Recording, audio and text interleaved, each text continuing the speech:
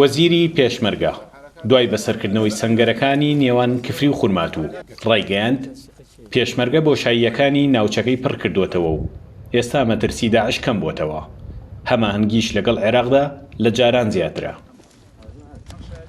تا ڕادەیەکی زۆر هەتا ئەم لەحزەیەش جموجوڵەکانی داعش ئەتوانم بڵێم تا ئەم لەحزەیە هاتوتە ئاشتێکی زۆر زۆر خوارەوە و پێشمەرگە هەر بەوەش ناوەستێ بە هەنگاوی تری بەدوایە و ئومێدمان وایە ئەو هاوکاری کە ئێمە وەکو هێزی پێشمەرگە لەگەڵ سوپای عێراقا هەیە بتوانین پێشتری ژووتمانە هەموو ئەو دەرفەتانەی کە بۆ داعش دەرفەتێکی ئاڵتونی بۆ ئەو دەرفەتانە نەمێنێ بۆ ئەوەی کە بە ئارەزوی خۆی چالاکی و جموجۆڵی تیرۆریستی لەو ناوچەیە ئەنجامەدا.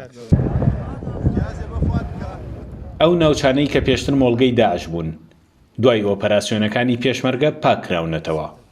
وەزیری پێشمەرگە دەڵێت سەنگەرەکانمان بە چەک و پێویستی جەنگی تۆکمەتر دەکەین. هەمومان نەزانین کە شەڕی ئێستا شەڕی تەکنەلۆجیایە پێشمەرگە پێویستی بەوەیە لە ئاسمانی شەو چاوی هەبێ.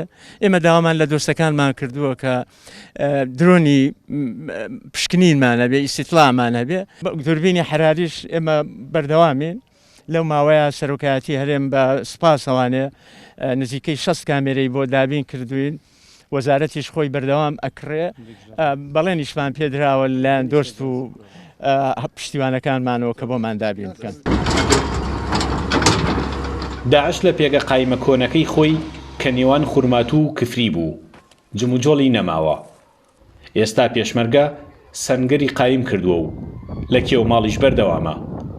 سامانکەریم کورد چاد نیوز نێوان کفری خورمات و